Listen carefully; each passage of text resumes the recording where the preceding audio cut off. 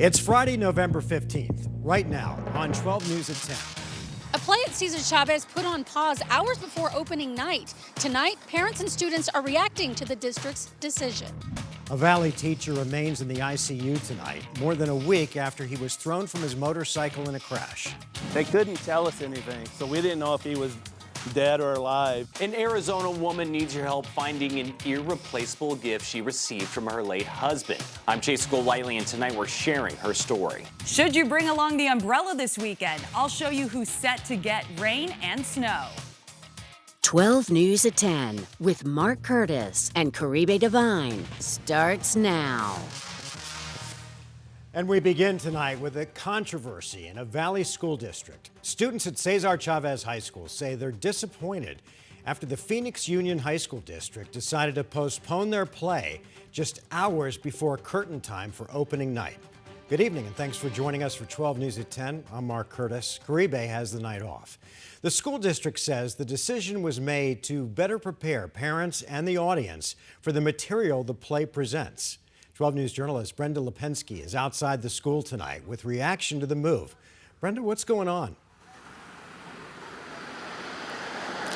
The play The Laramie is the 1998 dramatization of the murder of Matthew Shepard. The 21-year-old was brutally killed because he was gay, and his murder leading to hate crime legislation that extended protections to the LGBTQIA+ community.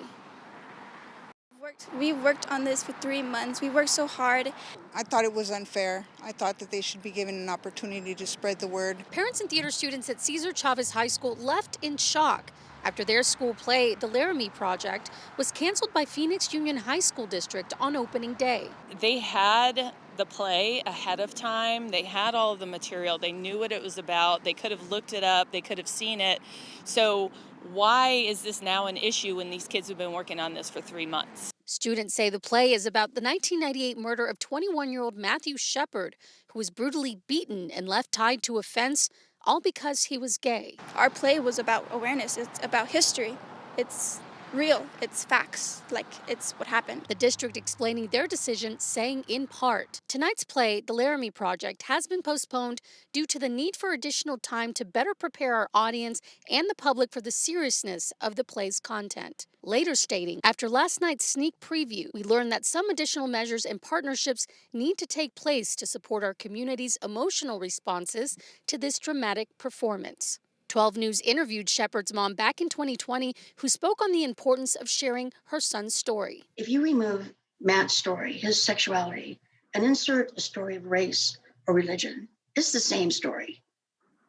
It's about not accepting or recognizing his differences, not respecting people for who they are, judging them by the color of their skin, not by the content of their character. Students and parents in limbo of when or if they'll get to perform. We're going to fight for it.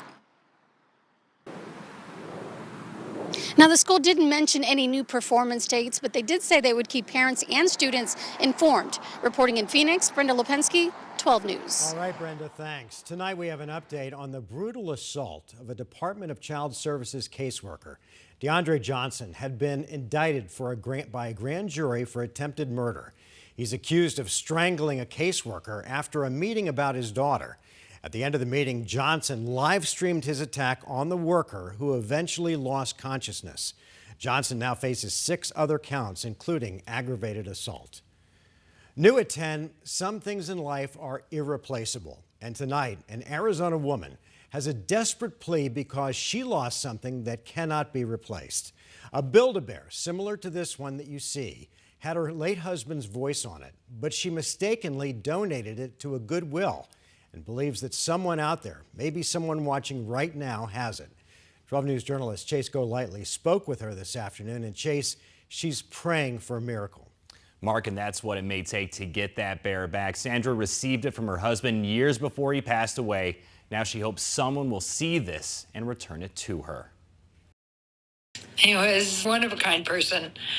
God really spent time making him. Ever since they got married in 2003, Sandra Castro and her soulmate Sylvester were inseparable. We did everything together. 5 years into their marriage, Sandra needed surgery, and to help cheer her up, her husband bought her a very special gift. He bought me this Build-A-Bear, put a message on it, very important message that meant the world to me. What was the message that he left you? He said, "You're the most beautiful woman in the world, and I love you." Then in 2016, the love of her life passed away from a blood infection. All she had to remember him was that bear, playing it whenever she missed the sound of his voice. That means more than the wedding ring he gave me, that bear, because it has his voice. It's something you cannot replace. Last month, Sandra moved in with her daughter in Kingman and decided to donate much of her belongings to Goodwill. I took 15 truckloads to Goodwill. What she didn't realize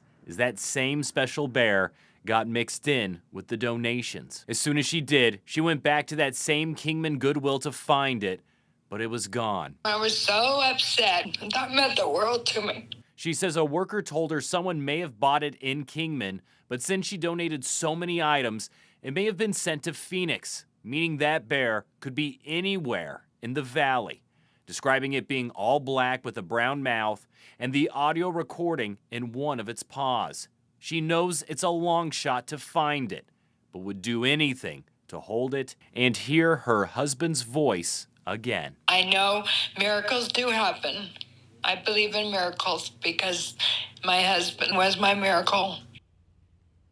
Now, after our conversation, Sandra told me some people did reach out to her claiming to have that bear. But after asking them to send videos or pictures of it, she determined that they were just trying to scam her for money. Still, she's hoping and asking people to be on the lookout, going to Goodwills here in the valley or across the state, hopefully coming across it and returning it to her.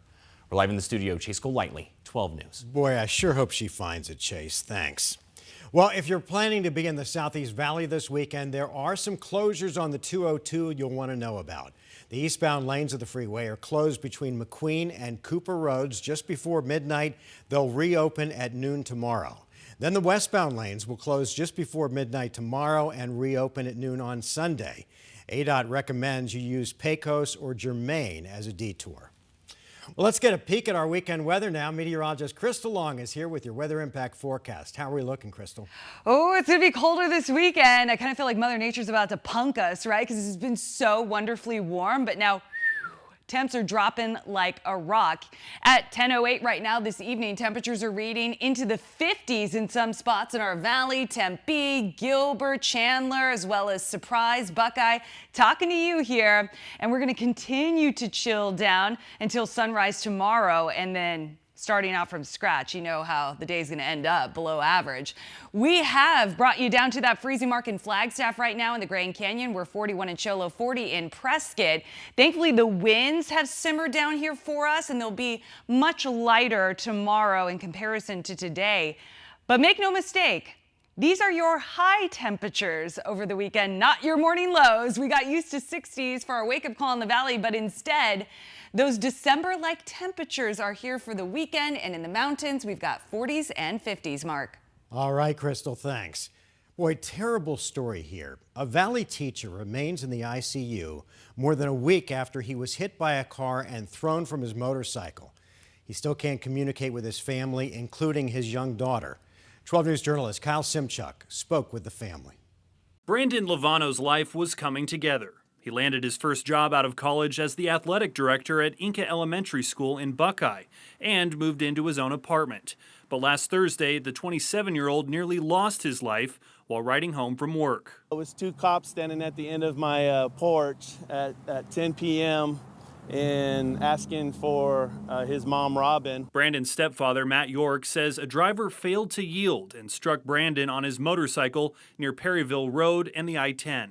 They couldn't tell us anything, so we didn't know if he was dead or alive. Brandon was alive, but in critical condition at Abrazo Hospital in Goodyear. He's got a broken nose, a broken jaw. He's got 5 plates in his head. He's got a broken sternum, a broken pelvis. His C6 and his neck was fractured, so no paralysis, which is good. Brandon also suffered a list of internal injuries as well. He remains intubated in the ICU, away from his 7-year-old daughter. She's a brave, smart little girl. She'll get on the phone because she's not allowed back there in ICU, but she'll get on the phone and we'll play her saying a prayer for Daddy, sometimes trying to comfort us, and how a 7-year-old does that is beyond me. Brandon's parents say his recovery will be long and painful. They started a GoFundMe, which has raised more than $12,000. The least thing that he needs to worry about is financially losing his apartment and whatever bills that he has. The Buckeye Police Department tells 12 News the crash is still being investigated. The driver of the other vehicle was interviewed at the scene. Police say it's unclear whether speed or impairment were factors in the crash. He has severe anxiety, so I can't imagine having severe anxiety, waking up with your jaw shut and not knowing what happened or what world you're in. Kyle Simchuk, 12 News.